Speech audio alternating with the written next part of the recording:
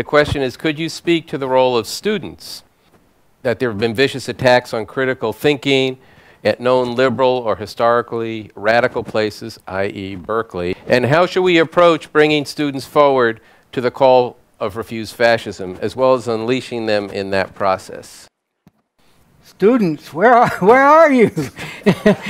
No, I mean, look, it's not just, you know, my generation, you know, whatever. In every significant, you know, and positive social movement and struggle, students have always played a really important role.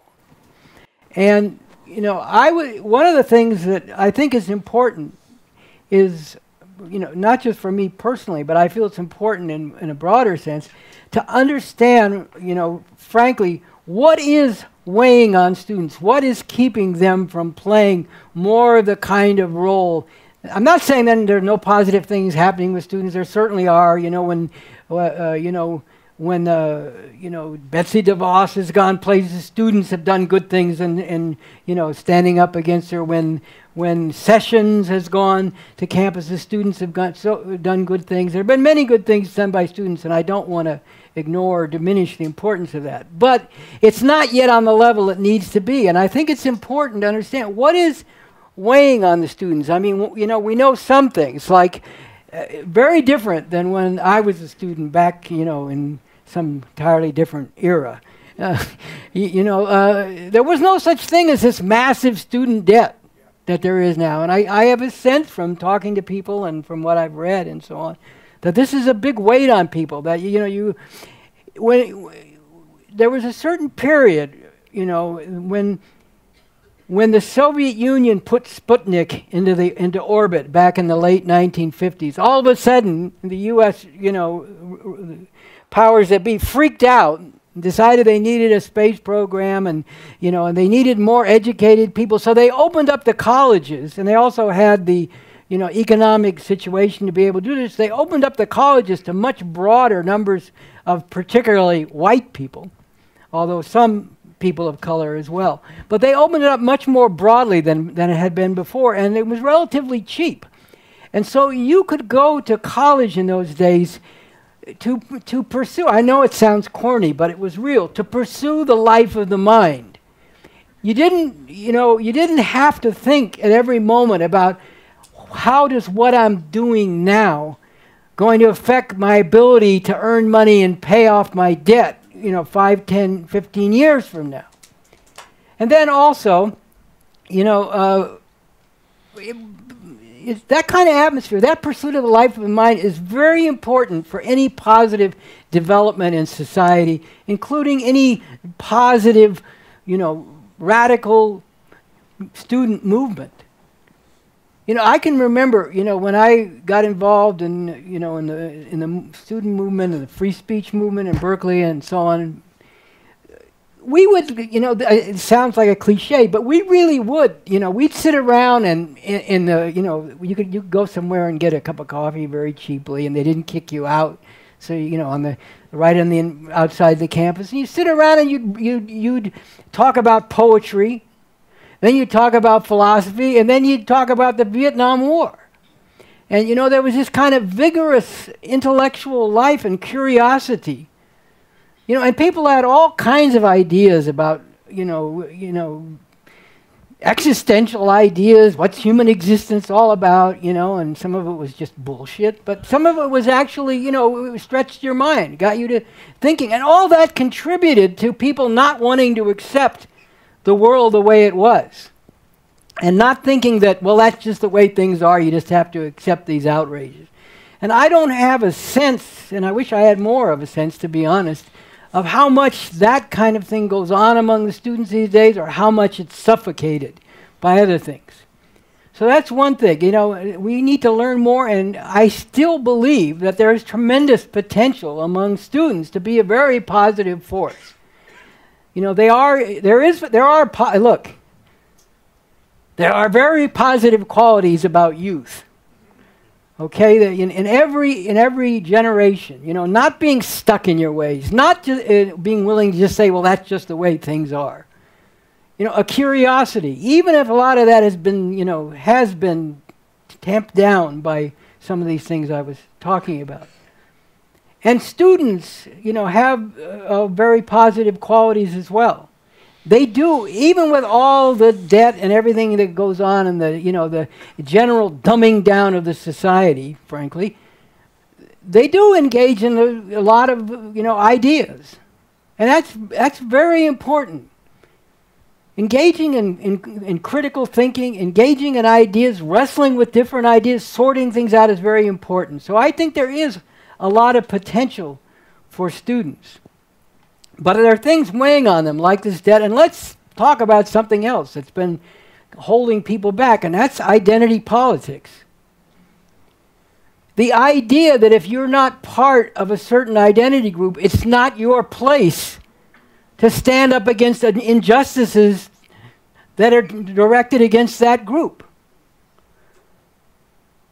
Look, our first and most fundamental identity is as part of humanity.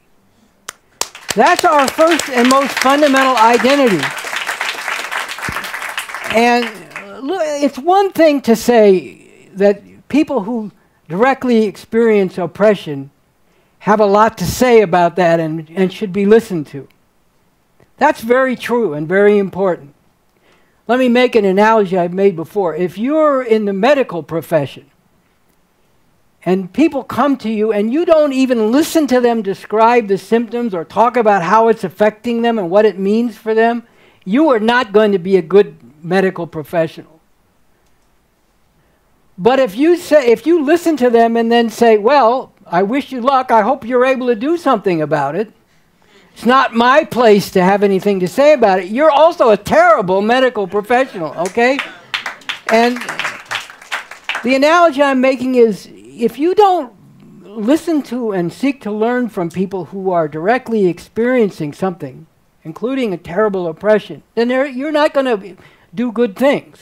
If you are arrogant and don't think you have anything to learn about that, or you think you can just tell everybody what to do without really trying to learn, then you're going to do bad things. But it's also very bad if you if you have the attitude that, well, that's happening to somebody else, I don't like it, I wish them well, but it's not my place to do anything about it. You are also doing very bad things. You're a human being. These are other human beings that are being, you know, subjected to this.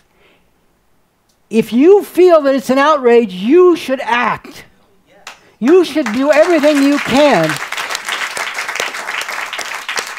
You should do everything you can to join with other people to fight against this and with the aim of putting a stop to it. This is, but and let's be honest. Let's say you're not part of the identity group. Well, how easy is it for you? You know, how perfect is it for you to have somebody tell you that's not your place to be involved? Oh, well, I'm so glad. You know, I thought I might have to actually sacrifice something. I'm so glad that you're telling me that I don't have to do anything about this, except, you know, listen to you tell me how terrible it is. No. We all should have an attitude that anything that's done that's an injustice has to be fought against. And we should all have an attitude of learning from each other and seeking the truth about things. And yes, there is a history in this country. I mean, it's just woven through the entire fabric of this country. You know, of people in the dominant group, in the oppressor group, even well-intentioned ones being condescending to people of the dominated and oppressed group and thinking that they have nothing to learn from them, or that that the people in that group, you know, couldn't possibly have any important ideas of their own and so on. This is a real problem, okay? And we should get rid of that. But at the same time, the most fundamental thing is, what is the actual truth of things? What does the evidence actually show? And what should we, as people who care about, you know, what kind of world we live in, and who want a world where people are not unnecessarily suffering and subjected to totally unjustified oppression, what is our responsibility in that context? So, I don't know how much these things are, the different elements I mentioned are affecting students, but I do know that students potentially can still play a really powerful role, and we have to go to them and challenge them to play that role and unite with them where they are inclined to or where they have taken initiative to do so, and struggle with them where they go off track or don't see what's actually happening, or in one way or another are misdirected away from actually doing what needs to be done to stand up against this. So as students, it's very important. We gotta go into the campuses and talk with people, directly and straightforwardly about what's happening, and listen to what they have to say.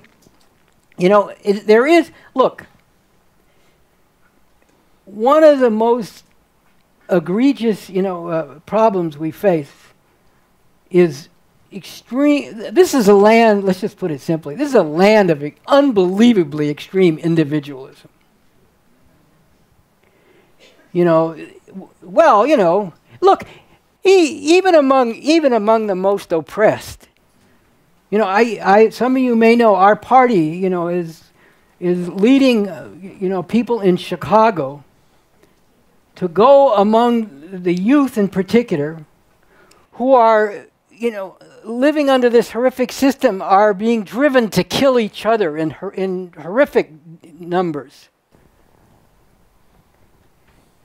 And, we're going to them directly and saying, get out of that. I'm using shorthand, but get out of that and get into the revolution. Get into what's really in your interests. And, a lot of the people, you go up to them, I'm doing good. I'm not oppressed. I'm making out okay. Yeah, you're making out great.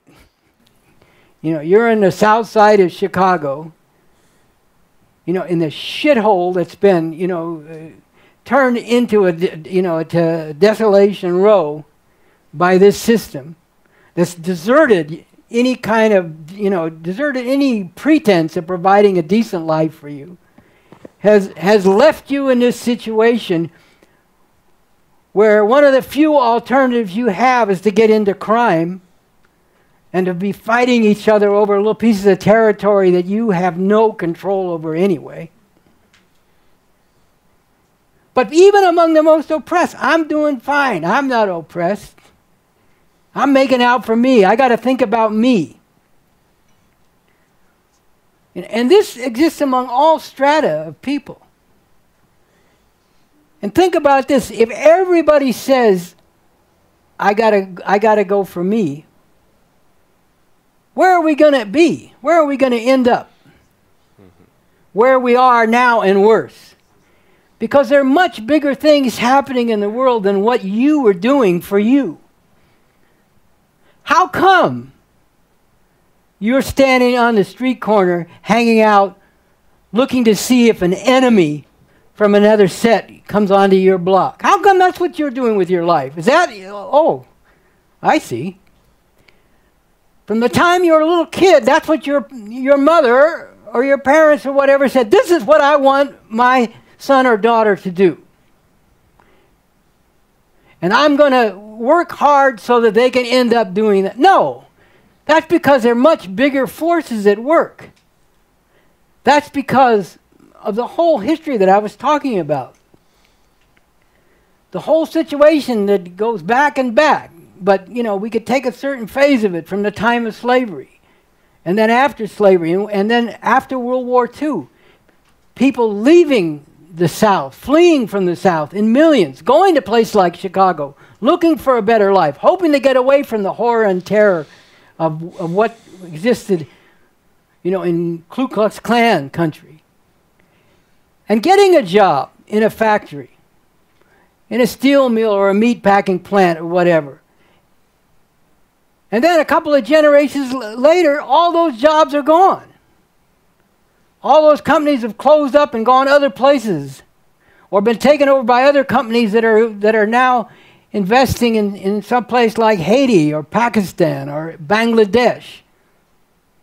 That's why you're standing on the corner doing what you're doing right now. Not because you decided that that's what you were going to do with your life, but somebody, or more to the point, a system, decided that for you and put you there and doesn't give a damn about you and sends its cops out to call you a nigger or whatever and shoot you down like you're a dog or worse.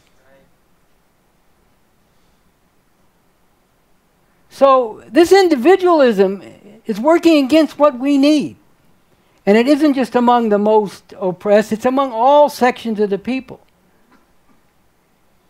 And people have to understand that the bigger things going on in the world are going to, first of all, are going to affect them, whether they think so or like it or not. Who, a lot of people, didn't expect Trump to be president. All of a sudden you get this, well, I have a lot of nouns I could use, but anyway, you get this guy and this regime in there, right? Well, that affects your whole life. You go along with your own life. I'm doing what I'm doing for myself, whether you're a student or whatever you are, and all of a sudden the world changes in ways that are much bigger than you. So we got to get people to look to the bigger things. We got to get people to understand the larger forces at work and what those larger forces are dragging things toward, and therefore how we got to move to do things. And again, there are a lot of things people are doing, including students, and we should welcome that. We should learn more about it. We should unite with people. We should talk with them and listen to their ideas about what should happen. And we should struggle with them and about the need to direct us toward driving out this regime as the immediate challenge before us. And we should listen to them and what they have to say about what they're encountering among other students and other people that are posing obstacles, and discuss with them how can we break through on this in a way that we need to very quickly.